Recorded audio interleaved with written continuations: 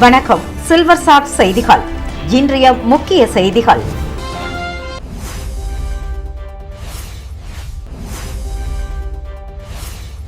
புதுச்சேரி வெள்ளினூர் 10 கண்ணு சாலையில் குடப்பாக்கத்தில் எழுந்தருளியிருக்கும் சின்ன திரு கைலாயத்தில் மகா சிவராத்திரி விழா சிறப்பாக நடைபெற்றது.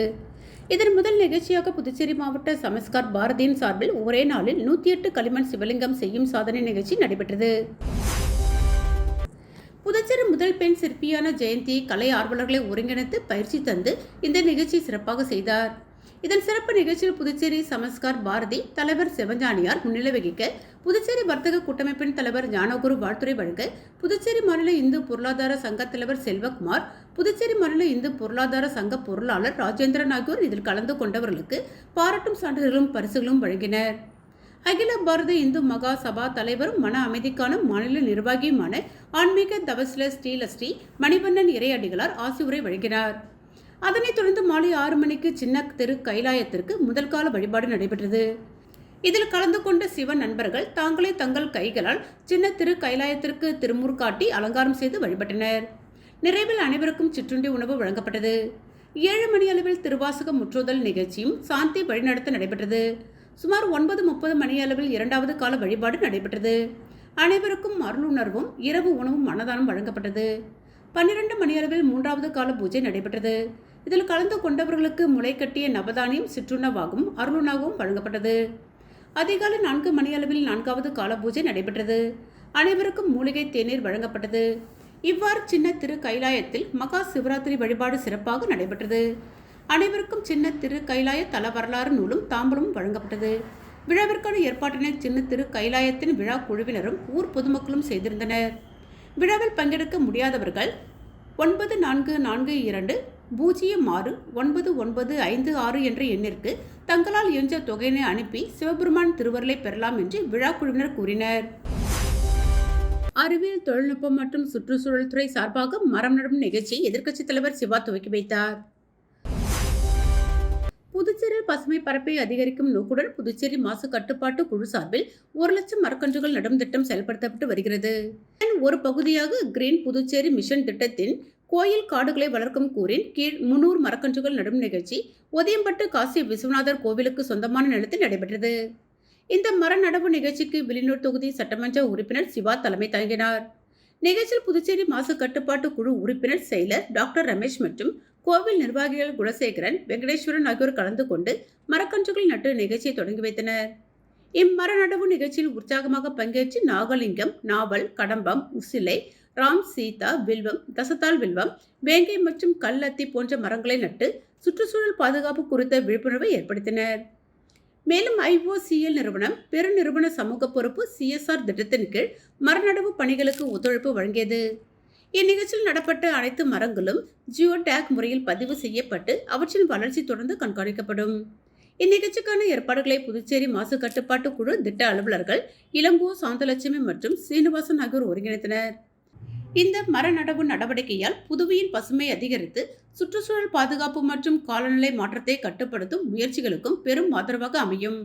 மேலும் பறவைகள், பட்டாம்பூச்சிகள், தும்பிகள் என பல்லுயிருக்கு புகலிடமாக இக்கோவில் காடுகள் அமையும் என்பது குறிப்பிடத்தக்கது. புதுச்சேரியில் பயணிகளை விரைவாகவும் சுலபமாகவும் இலக்கை அடைய செய்யும் நோக்கில் உருவாக்கப்பட்ட யூனியன் டாக்ஸி மொபைல் செயலியை லட்சிய ஜனநாயக கட்சியின் தலைவர் ஜோ சார்லஸ் மார்டின் வெளியிட்டார். புதுவை தமிழ்ச்சங்கம் வளாகத்தில் நடைபெற்ற இந்த அறிமுக விழாவில் யூனியன் டாக்ஸி நிறுவனர் முகமது யூசுப், பாண்டி ஓட்டுநர்கள் கூட்டமைப்பு தலைவர் சந்துரு உள்ளிட்ட 200க்கும் மேற்பட்டோர் கலந்து கொண்டனர். நிகழ்ச்சியில் பேசிய ஜோ சார்லஸ் மார்டின் அவர்கள், இந்த மொபைல் செயலி இளைஞர்களுக்கு நல்ல வேலைவாய்ப்பை உருவாக்கும். உலகம் முழுவதும் உள்ள பெரிய நிறுவனங்கள் ஓட்டுநர்களிடமிருந்து அதிக கமிஷன் வசூலித்து வருகின்றன. தொழில்நுட்பத்தை பயன்படுத்தி ஓட்டுநர்களின் உழைப்பிலிருந்து அந்நிறுவனங்கள் பெரும் லாபம் ஈட்டுகின்றன. எதையும் இலவசமாக செய்ய முடியாது என்பது உண்மை. ஆனால் நியாயமான கட்டணமே வசூலிக்கப்பட வேண்டும். அதனை அடிப்படையாக கொண்டு இந்த செயலி உருவாக்கப்பட்டுள்ளது. தற்போது டாக்ஸிகளுக்காக மட்டுமே தொடங்கப்பட்டுள்ளது. இது ஒரு தொடக்கம்தான். எதிர்காலத்தில் ஆட்டோ உள்ளிட்ட பிற வாகனங்களுக்கும் இது போன்ற செயலிகள் உருவாக்கப்படும். இதற்கு எங்களுடைய முழு ஆதரவு எப்போதும் இருக்கும் என பேசினார். உழவர்கரை தொகுதியை சேர்ந்த சமூக சேவகர் வழக்கறிஞர் சசிபாலன் தமிழக வெற்றி கழகத்தில் தன்னை இணைத்துக் கொண்டார்.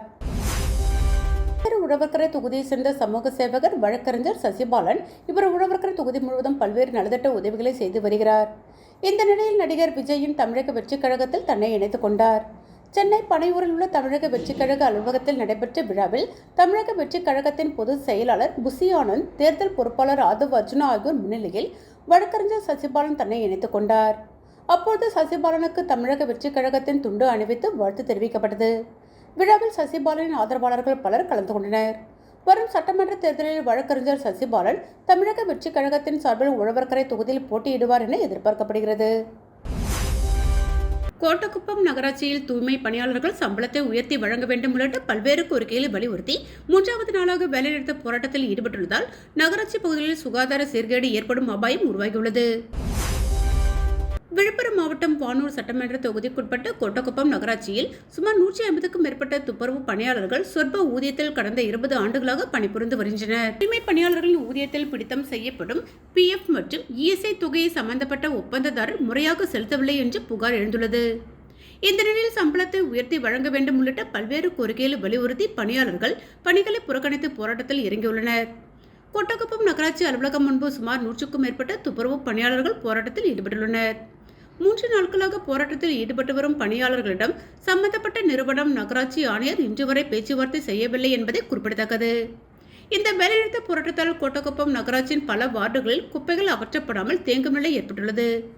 குறிப்பாக புனித ரம்லான் மாதம் தொடங்க உள்ள நிலையில் ஊர் பகுதியில் சுகாதாரம் பாதிப்படைவது பொதுமக்களிடையே பெரும் கவலை ஏற்படுத்தியுள்ளது.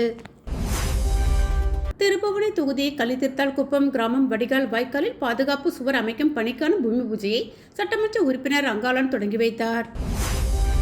புதுச்சேரி மாநிலம் திருப்புவனை சட்டமன்ற தொகுதிக்குட்பட்ட கலித்திர்த்தால்குப்பம் கிராமம் வடிகால் வாய்க்காலில் கோவிந்தசாமி நகர் பாலம் அருகே பாதுகாப்பு சுவர் அமைக்கும் பணிக்கு ரூபாய் 26,90,000 மதிப்பில் பூமி பூஜை நடைபெற்றது. இதில் திருப்புவனை தொகுதியின் சட்டமன்ற உறுப்பினர் அங்காளன் கலந்து கொண்டு விழாவிற்கு தலைமை தாங்கி பூமி பூஜை செய்து பணியினை தொடங்கி வைத்தார்.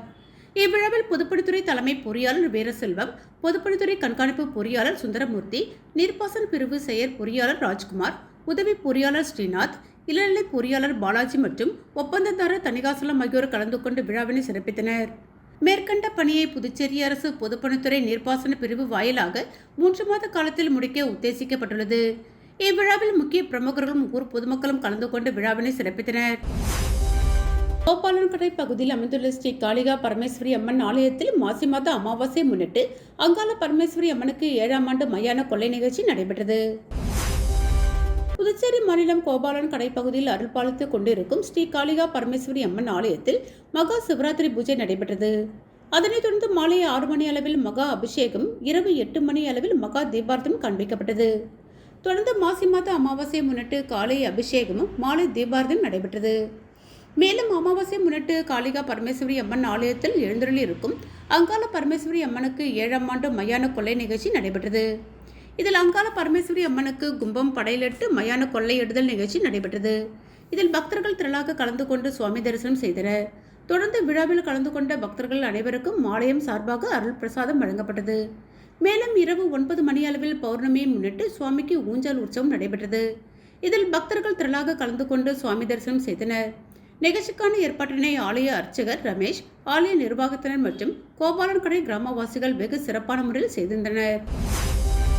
சிந்தனை சிற்பி சிங்காரவேலர் பிறந்தநாளை முன்னிட்டு புதுச்சேரி கடலூர் சாலையில் உள்ள அவரது திருவுருவ சிலைக்கு லட்சிய ஜனநாயக கட்சியின் நிறுவன தலைவர் ஜோர்ஜ் சார்லஸ் மார்ட்டின் மாலை அணிவித்து மலர் தூவி மரியாதை செலுத்தினார். தொடர்ந்து லட்சிய ஜனநாயக கட்சி நிர்வாகிகள் சிங்காரவேலர் சிலைக்கு மாலை அணிவித்து மலர் தூவி மரியாதை செலுத்தினார்கள்.